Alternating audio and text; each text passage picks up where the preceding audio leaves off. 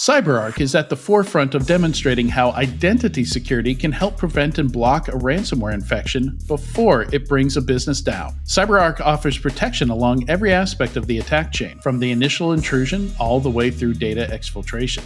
Whether you are proactively building your security program or need to restore trust in your IT environment, CyberArk has the experience to help. Learn how at securityweekly.com/CyberArk.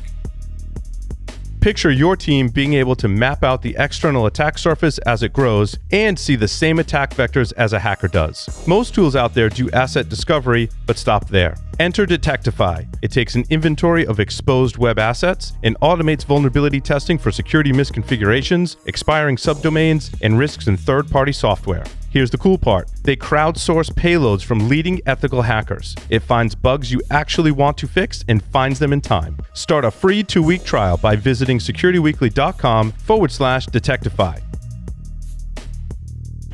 Go hack yourself.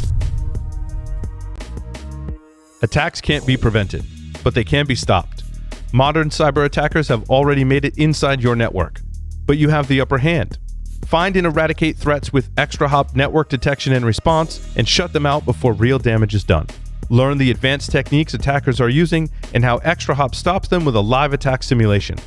Register at securityweekly.com/ExtraHop. That's extra HOP.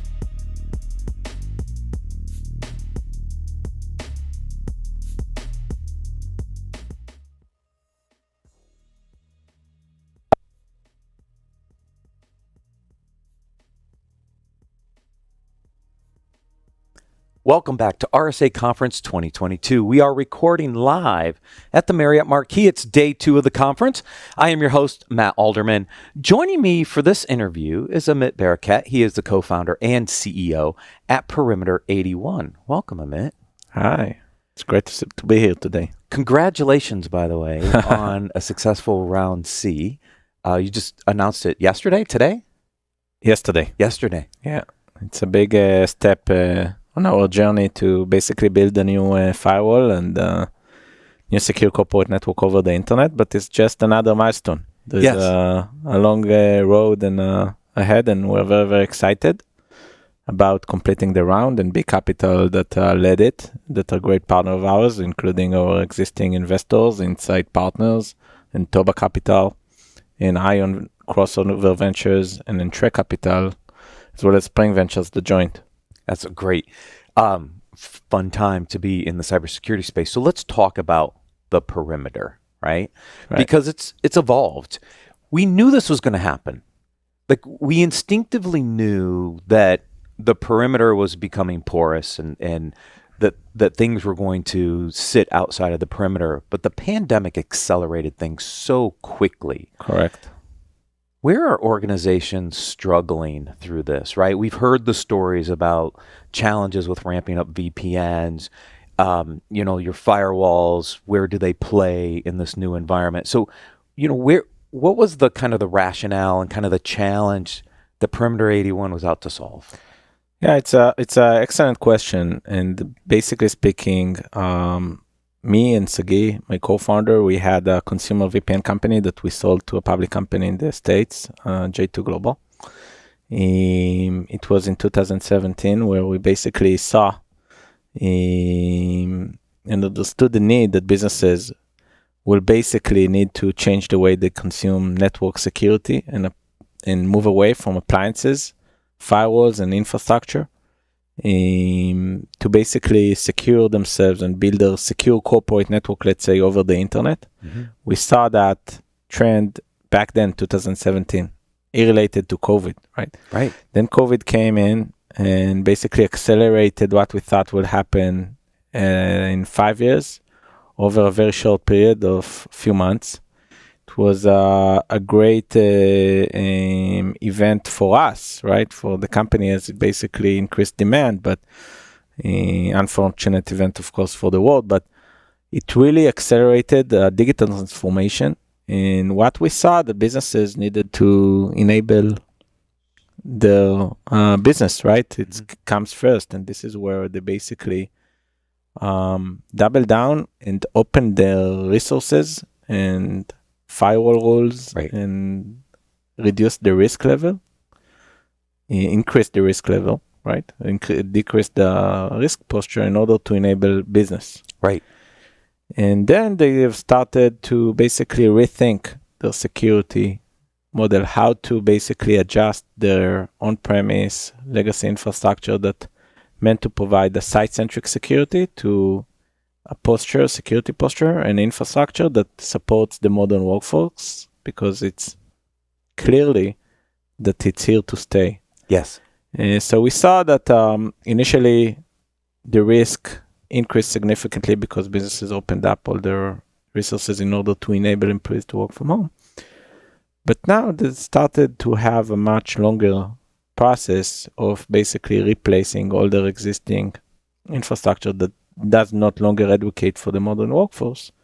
And this is where we see the demand on our side increasing and increasing over time, because businesses are attending to it more and more. Yeah, remote and hybrid workforces are here to stay. And in that model, your traditional perimeter defenses have to shift and change. Correct. Now, we knew instinctively from a cloud perspective as well, right, that the data centers were going to continue to shrink and the need for potential firewalls in the data center and that shift to the cloud. But then when you add the human element and the workforce elements to it, that's also accelerated that. So how do you change the concept of a firewall? Like, how do you create a firewall capability across the internet that allows you to get the same benefits of a firewall that's protecting your site, your organization, but across this massive network? How do you do that? So basically speaking, you need to change the way you think. Instead of providing a site-centric security where you basically every branch you install a firewall and you manage it separately, like you have a different security posture for the site in New York and different security for the site in San Francisco, and move to a user-centric security, and also utilize a solution that basically provides you the capabilities to do so, like a SASE platform like Perimeter 81 now. How we do that? So there was a big also change in the world that is related to COVID and work from home, of basically that the infrastructure, the internet infrastructure is developing over time. And today 5G and fiber is available anywhere. When I was young, right, I wanted to download a big file. I needed to go to my father's work in order to have a fast internet. He worked in the university, so they had a very fast internet in order to download it. Today I don't need it. And that basically enables, companies like Perimeter 81, instead of developing a hardware-based solution that needs to be deployed, needs to have a fast internet available anywhere, and to have expensive lines from the ISPs and everything complements together, to move to a model where we've basically installed our own network in different POPs all around the globe, in 40 different POPs around the globe, basically equipment that we buy, we ship. Yep. But then developing all the capabilities that you have usually in on-premise firewalls on that network that is completely managed and transparent to you. And it became a software play, right? We eventually, Perimeter 81, we're a software company. We build software and we sell software as a service to companies. And basically selling all the capabilities that you usually have in a firewall that in hardware-based, but as a software solution that is completely managed. You can think about like replacing your email exchange server with Office 365. Right. And what enabled it is really the internet development and the 5G and fiber that is available today anywhere. So if you have high-speed connectivity, you don't have to worry about going into a central location to get high-speed internet. Right. So these changes, I'm hoping I get fiber at my new house when I build it, because it's not there yet. But I had it at my old house. To have gig fiber at the house is a game changer. It's a game changer. It enables companies like Perimeter 81 to offer services that you couldn't do before. Right. That's very interesting. Now, from a deployment standpoint, right, we have software. I assume it gets installed on the endpoint and then centrally managed from a SaaS cloud-based interface. And so an organization, as they're deploying this out to all their remote sites, it's installation and then the policies are sent down from the SaaS platform. Is that basically how it works? Yes. The platform concept is relatively simple. The Perimeter 81 platform has 3 different elements. One is an agent that you install on all the managed devices of the organization, right? The agent simply tunnels all the traffic to our cloud for inspection and security. The second element is the management console, which is also the control tower. So that as an IT admin, I have a one place when I go basically see all the security posture configuration in one place, the network firewall settings and everything without basically needing to manage multiple sites and connectivities. Everything is by user-centric view. Okay. In a single network that we operate and manage, it's completely transparent to you as a user. And that framework of a single agent, a single network, and a single management console provide us a great amount of capabilities within the platform to go and attend different use cases, right? With the main ones are remote access, right, which is external to internal, basically speaking. Yeah. How can I allow my employees to access my resources from outside? The second use case is internet security. How can I secure my employees while they're browsing the internet, anti-phishing, while they're at home, right? When you're in the office behind the firewall, you cannot maybe browse to Facebook or click on a link that has a phishing attack and it will block. But once you go outside, it changes. So we're really trying to unify. So whatever you are, you open your laptop, you open your managed device, you have the same security posture regardless to your location.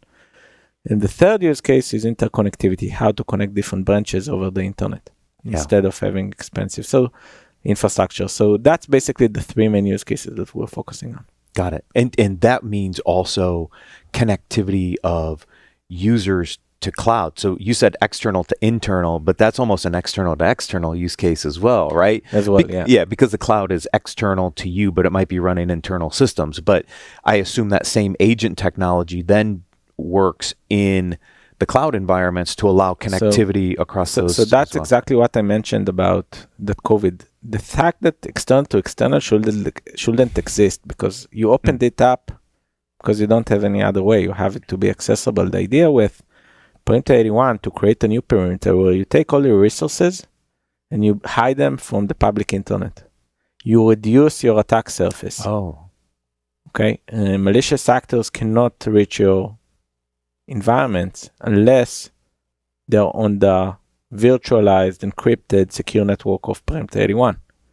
And that's why I mean internal by the fact that you make all your valuable assets internal only for your employees. Yeah. Although it's in the public internet and the public cloud, right? But you limit the access only through the Perimeter 81 network. Right. But you still have systems that get accessed externally by customers and other things. Those systems still have public internet connectivity. They wouldn't run through a Perimeter 81, so right? These are exceptions, right? Your public websites and things like that. You can configure it, but you have a very limited, what is open up, right? You secure it very, very well. There are complementary solutions like web application firewall, right? Usually you have a website and you host it in a different completely environment that is related to your corporate network. So if someone hacks your website, it doesn't hack to your corporate network. So there are best practices in how to do that and how to secure yourself in such environment. But your most valuable resources that shouldn't be available to the public should definitely be closed and not visible to the public internet because you have 0 days, right? You had the log4j vulnerability. Right. Then as long as the servers and the resources wouldn't face the public internet, you shouldn't worry about it too much, right? But imagine you have a server that is faced to the public internet with a log4j vulnerability, all your network can be compromised. So the idea, and this is why it's one of the first steps, right? To reduce the attack surface, that's why firewalls are so common. Right? This is why it's $50 billion kind of like market. Every company has a firewall, but the firewall are irrelevant, right? In the world where everybody's remote, right? Right. That's true. Makes sense. Yeah, it does make sense. It's relatively simple, but so meaningful. Scales infinitely?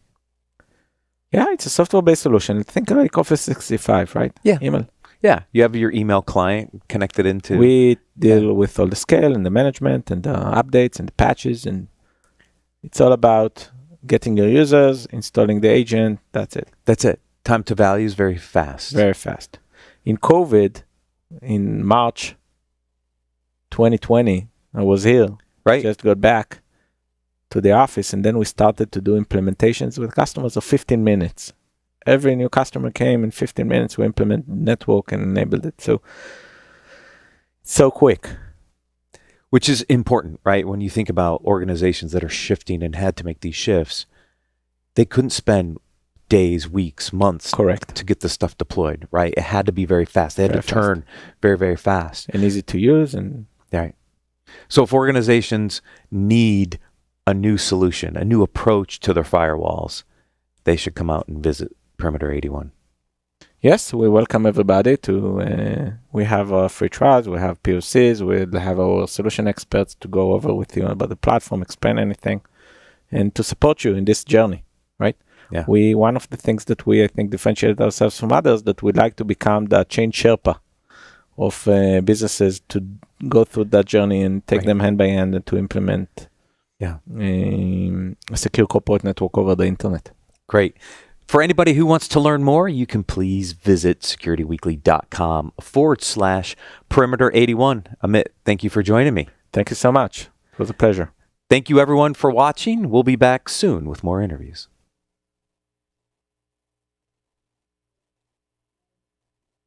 Welcome to RSA Conference 2022. We are recording live at the Marriott Marquis. I'm your host, Matt Alderman. Joining me for the first live interview in San Francisco in over 2 years is Gianna Whitver. She is the co-founder and CEO at the Cybersecurity Marketing Society. Welcome.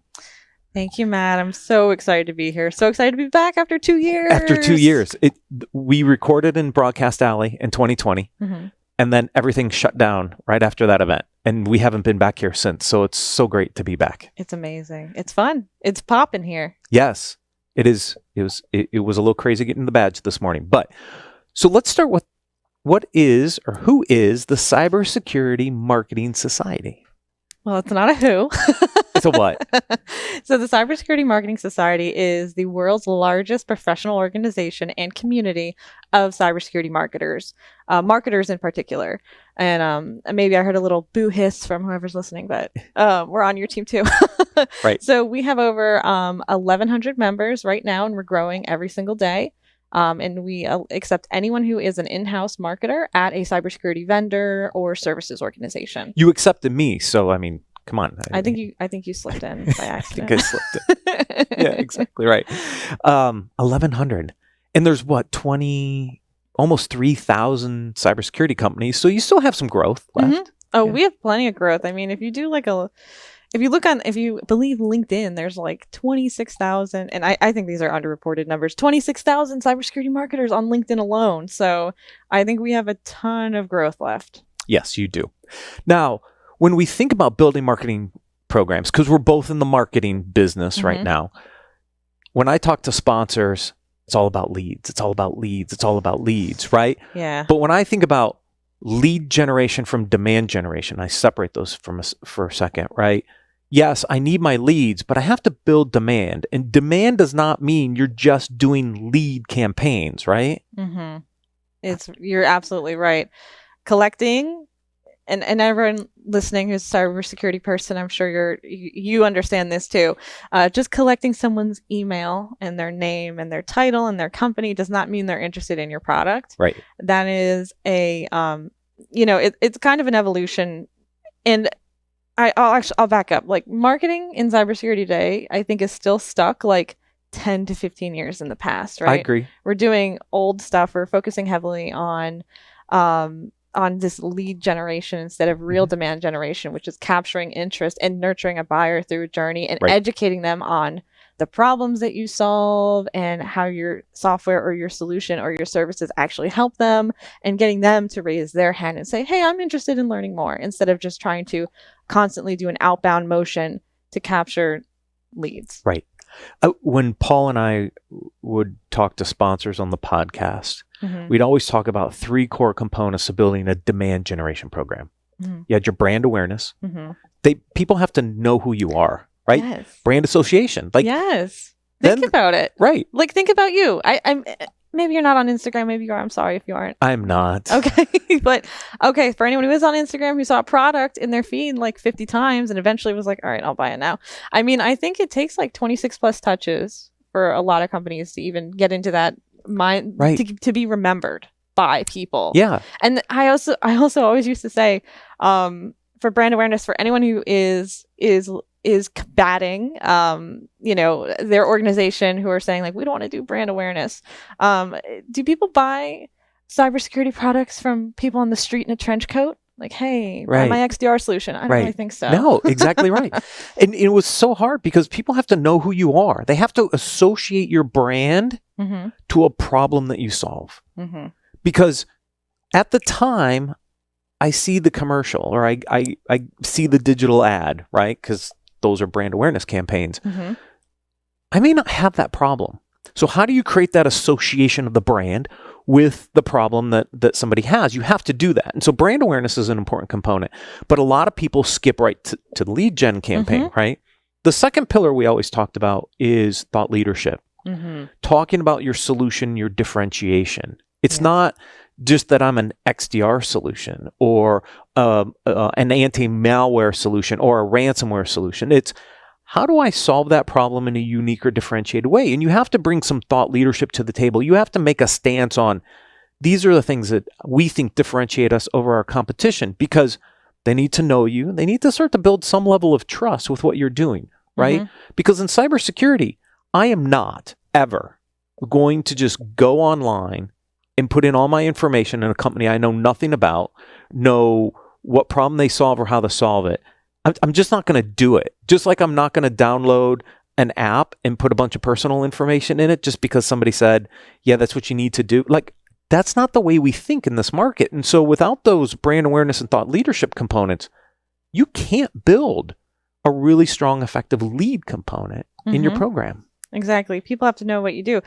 Ideally, like the best thing, well, just to back up too on your point of differentiation, the market is so crowded. Like you just said, 3,000 security companies. There's new ones coming out every day. You see them popping up everywhere.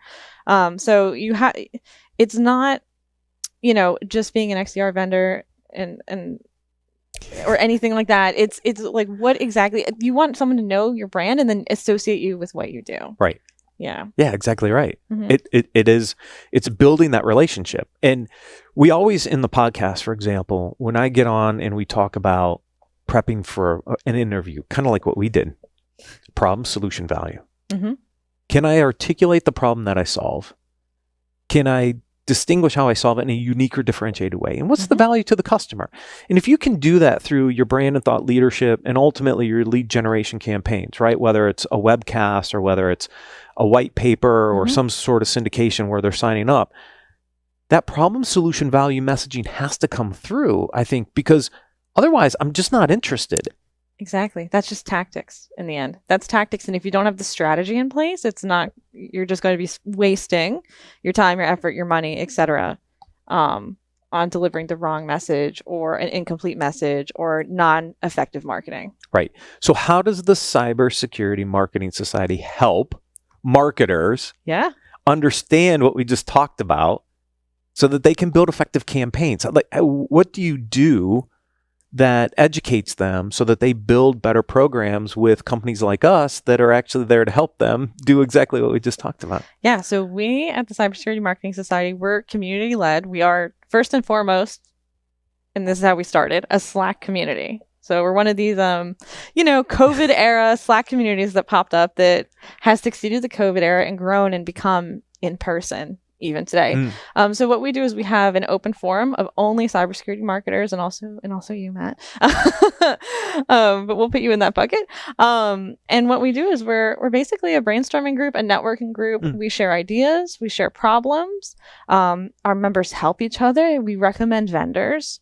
We give the back channel on vendors that we work with, who are the ones that are good versus bad, which is supremely valuable to all of us cybersecurity marketers, which I know all of you are cybersecurity marketers watching.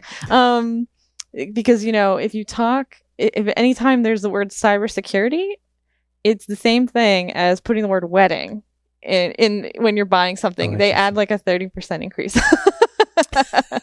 And that little snippet, that little blurb goes out to my friend at Mimecast who actually told me that. I'm not that smart. I didn't think of that. But yeah, so we have a community. We do mentoring. We do a mentorship program. We have a podcast called Breaking Through in Cybersecurity Marketing, where we interview marketing experts in cybersecurity specifically. And you haven't invited me yet? You can be on the show. I'm on your show. Right. Good. We'll do tradesies. Okay. And we also do virtual and live events. So in COVID, we started it was lonely. A lot of us are working at startups. We're working remote. We're working on smaller teams. Right. And so we started a Beers and Tears, a happy hour, a virtual happy hour. You come and you cry about your job, or you come and you bring a celebration. We do a Friday networking event for lunchtime. Anyone can come and just hang out with us on Zoom and meet some other cybersecurity marketers. And we've just started doing in person. So we will have an in-person. Everyone watching this is going to be too late, but an in-person meetup tomorrow at RSA. And then we're starting to start chapters across America and international. So we just started an Israel chapter, and we just started a Denver chapter too. Oh, wow. So keep an eye out, everybody, for like future events that we're going to be having. Awesome. What are some of the like basic recommendations you'd have for a marketer in this space? Like, besides joining the Cybersecurity Marketing Society, like where should they, when they start thinking about building marketing campaigns for their company, what are some of the basic like steps or recommendations they should just start thinking about to be part of their program? Because I think that's where a lot of people struggle. They go straight to a webcast, or they go straight to a content syndication or something like that, or even an event, and not having done the other stuff. Yeah. The tactics you choose are going to depend, like I said, on your strategy and on your company, your ICP. How much are you selling your product for? Is it $20 a user, or is it, $100 million for ACV? So it's going to depend on that. It's going to depend on your sales cycle. It's going to depend on your motion. If you're PLG or a traditional sort of POC to whatever, not to whatever, to closed one. So, and you also have to make sure that you're, like you just said, that second pillar, the messaging, is straight. Because if you start with the tactics and you don't have messaging and you don't have a strategy in place, it's not going to work. But then, like, there's all sorts of opportunities to get to have fun in tactics in cybersecurity. Cybersecurity folks love podcasts because you don't have to sign up for anything for a podcast. Right, you don't. Webinars with thought leaders.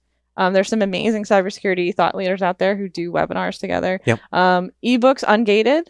And then gated if they're very, very good. Like if I had like a Gartner report, I would gate that because it costs a lot of money.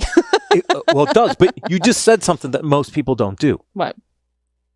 Create an ebook or a white paper and leave it ungated. Oh yeah, give it out. Put it on social. Just because most people will want to use that and put a form in front of it to collect data. That's what I'm saying. This is the old style. This is the 10 years ago, 7 years ago, the early HubSpot inbound style of marketing, where it was like, all right, we have ebook assets, and we're gonna like make you tell us your job title to get this thing that is essentially selling to you. Right. Like, no, let's give it out for free, and let's make sure it's valuable too. Right. Let's not make let's do less fluffy pieces of BS and make really valuable stuff, and then give it out for free. And yes, put your logo on it, put your brand on it, and that's another way to get known. Right. Too, if you create something actually valuable to people. Yeah, one of the things we've done with the Security Weekly webcast is we just ask for name and email address. That's it. Yeah, there you go. To register. Any marketer, if you use a Clearbit or another tool, there's ways you can fill in that information anyway. Right. So and just use name and email address to get up an initial webcast. I don't need your phone number. By the way, people, nobody wants your phone call. Like I know marketers, like, this is what you're talking about. We're stuck 10 to 15 years in the past. And people are like, we want phone numbers, so we're going to call them. But they don't want to talk to you. Like, literally, that's not how they want to be communicated with. And so we've had these programs where you used to collect title and company name and phone number, and they want to know where your address is. They wanted to know which region. They might want to send you something nice. They might want to send you something nice. But I get it. But I mean, we're in a time now where people are scattered all over the place. Mm-hmm. They're busy. They're not going to take phone calls. How else do you reach them? You reach them through social campaigns. You reach them through email campaigns and other things. You don't need their phone number necessarily. You reach them through a really good message that resonates. Yes. That's how you reach them. Yeah. And that's where I think a lot of people struggle. They think about the tactics, they go to that, but maybe they haven't figured out their messaging. They haven't figured out their problem solution value statement, because to me, that's where you start. If you can articulate problem solution value and then use the different marketing channels to get that message out, you're going to be in a much better position to create a demand generation program. And it's tough for some marketers too, because a lot of marketers are not cybersecurity folks like yourself. Right. We don't have that two hats. So, and with the Cybersecurity Marketing Society, we are looking at building a course. So everyone stay tuned for that on intro to cybersecurity for marketers. But what marketers can do in the meantime is get with their team members, get with the SMEs at their company, and learn internally from them. That's great. Where should people go to learn more? cybersecuritymarketingsociety.com. It is a super long URL. And I'm sorry, but it works. It's very clear what it is. It's very clear what it is. Gianna, thank you for joining me for this first live interview back at RSA Conference 2022. Stay with us as we have more interviews throughout the day. Thank you so much, Matt.